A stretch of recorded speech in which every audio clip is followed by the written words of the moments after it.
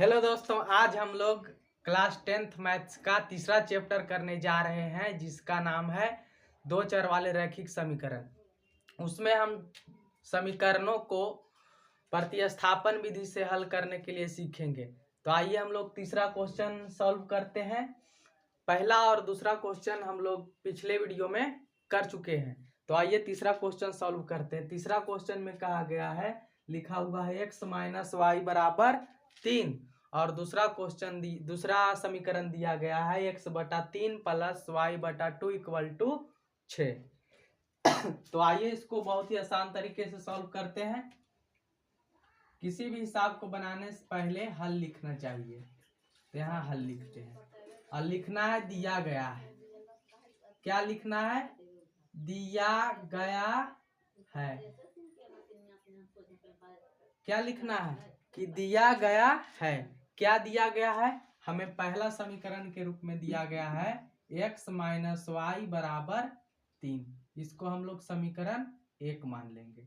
और दूसरा हमें दिया गया है x बटा 3 प्लस वाई बटा 2 इक्वल टू 6 दिया गया है। लेकिन इसको समीकरण 2 नहीं मानना है। इसमें पहले एलसीएम लेंगे और एलसीएम लेकर के किसी एक चर का मान निकाल लेंगे, उसके बाद उसको समीकरण 2 मानेंगे। तो आइए यहाँ पर 3 और 2 का एलसीएम लेते हैं। 3 और 2 का एलसीएम कितना हो जाएगा? तो 3 और 2 का एलसीएम 6 होगा। अब 3 से भागा देंगे 6 में, कितना बार में कटेगा? 3 दूना 6 और 2 में x से गुना होगा तो कितना हो जाएगा? 2x हो जाएगा। अब 2 से 6 में भाग देंगे तो हमारा 3 बार में कटेगा और 3 से गुना होगा x में तो ये y में गुना होगा तो कितना y हो जाएगा? 3y हो जाएगा। और बराबर में हमारा 6 चल रहा है। 6 के नीचे कुछ नहीं तो 1 छिपा हुआ होता है। तो अब क्या काम करना है? क्रिस क्रॉस मल्टीप्लाई करना है। तो क्या काम करेंगे? 2x प्लस 3y में 1 से गुना करेंगे और 6 में 6 से गुना होगा तो 2x प्लस 3y में 1 से गुना होगा तो उतना ही रह जाएगा, 2x प्लस 3y ही रह जाएगा। और 6 में 6 से गुना होगा तो 6 छक 36 हो जाएगा। अब क्या काम करना है? 2x को इधर ही रखेंगे और 3y को 36 के उधर भेज देंगे तो प्लस 3y बराबर के उधर जाके माइनस 3y हो जाएगा।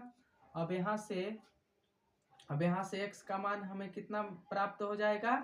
36 माइनस 3y और 2 इधर x के साथ में गुना में था तो इधर बराबर के इस तरफ आकर के भागा में यानी बटा में हो जाएगा। इसको हम लोग समीकरण 2 मानेंगे। अब क्या काम करना है कि समीकरण 1 में समीकरण 2 से x का मान को पुट कर देना है, रख देना है। अब यहाँ क्या काम करते हैं?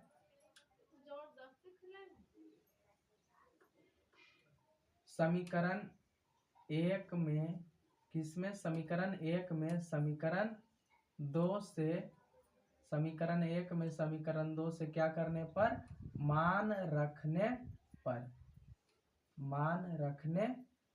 समीकरण 1 में मान रखा जा रहा है तो समीकरण 1 को लिखना है। तो समीकरण 1 हमारा कितना है? x minus y equal to 3 है। अब क्या काम करेंगे? समीकरण 2 से लिख देंगे, x के जगह पर क्या लिखेंगे? x के स्थान पर 36 माइनस 3y बटा कितना लिखेंगे?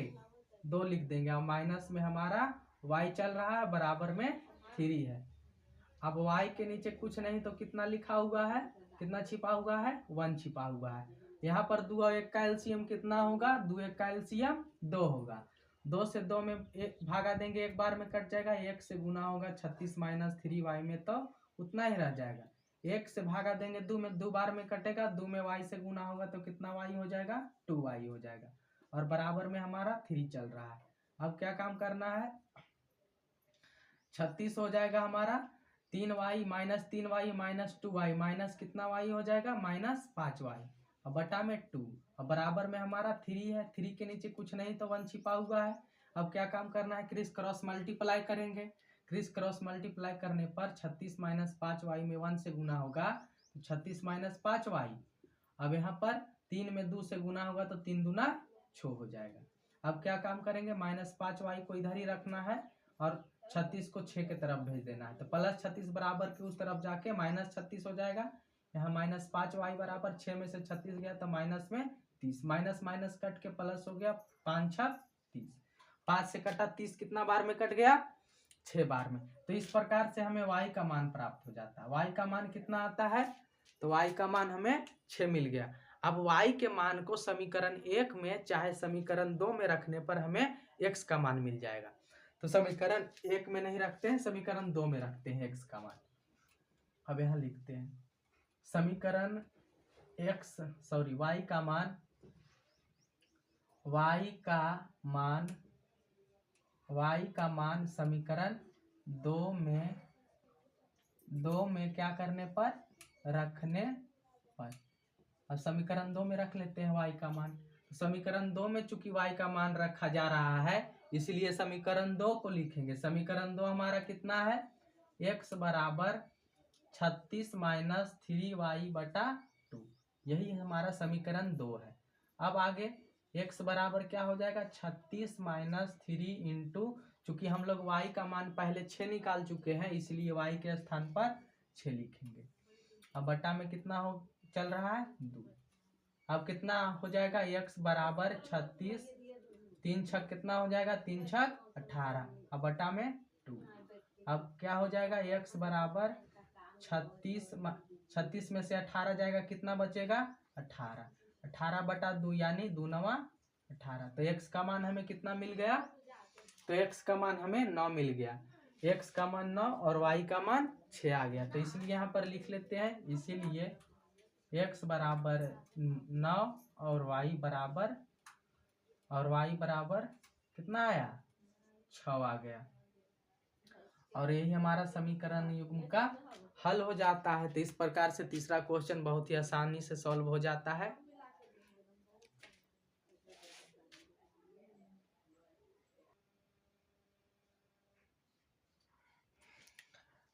आइए हम लोग अब चौथा क्वेश्चन सॉल्व करते हैं। चौथा क्वेश्चन में दिया गया है 7x माइनस 15y बराबर 2 और दूसरा में दिया गया है x प्लस 2y बराबर 3।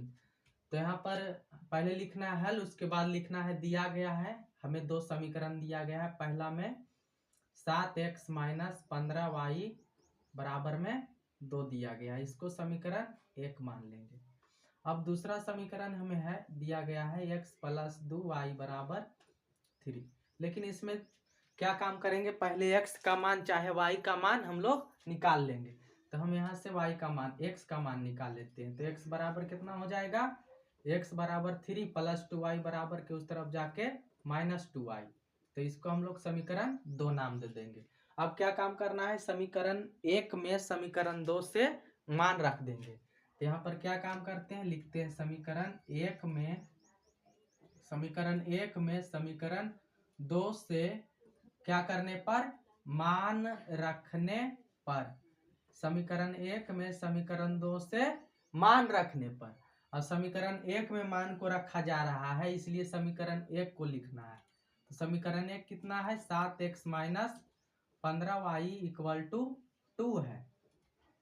अब आगे क्या काम करेंगे, 7 हो गया इंटू x के जगह पर कितना लिखेंगे, x के जगह पर लिखना है 7 हो गया और x के स्थान पर 3 माइनस 2y लिखना है। क्यों, क्योंकि x का मान हम लोग 3 माइनस 2y निकाल चुके हैं, ऐसा समीकरण 2 में आया हुआ है।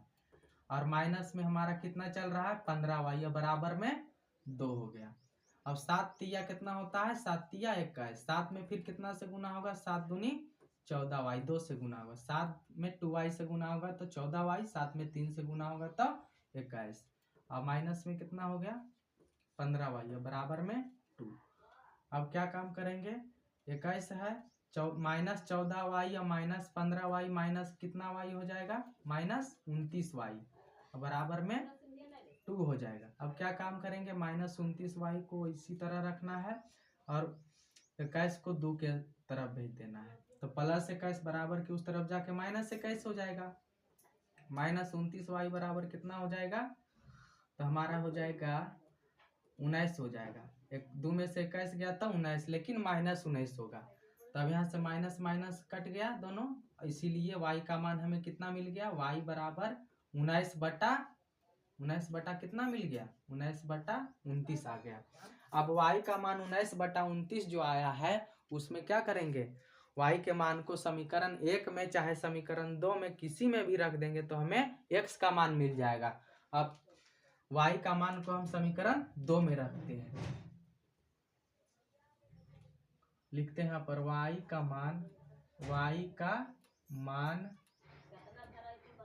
का मान समीकरण 2 में क्या करने पर, रखने पर, y का मान समीकरण 2 में रखने पर।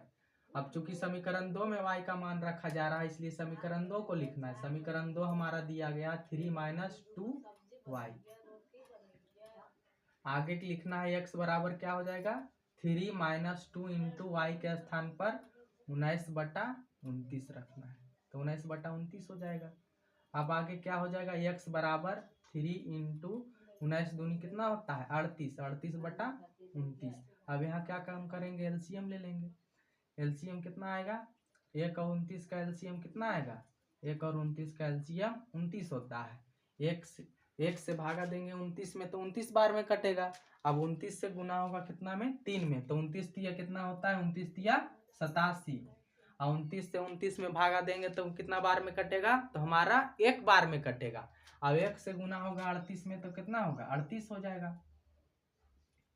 तो x बराबर हमारा कितना आ जाएगा, 8 में से 7 गया, 17 में से 8 गया तो 9, और 7 में से 3 गया तो 4, यानी 87 में से 38 जाएगा तो 49 बचेगा और बटा में 29। तो हमें इस प्रकार से x का मान प्राप्त हो गया 49/29। तो इसीलिए हमें x का मान मिला कितना, 49/29 मिल गया, और y का मान हमें कितना मिल गया, 19/29 मिल गया। हमें दो मान प्राप्त हुआ, x बराबर 49/29 और y बराबर 19/29। यही समीकरण का हल है। आशा करता हूँ कि बहुत अच्छी तरीके से समझ में आया होगा। अगर वीडियो पसंद आया हो तो चैनल को सब्सक्राइब करें और वीडियो को लाइक शेयर जरूर करें।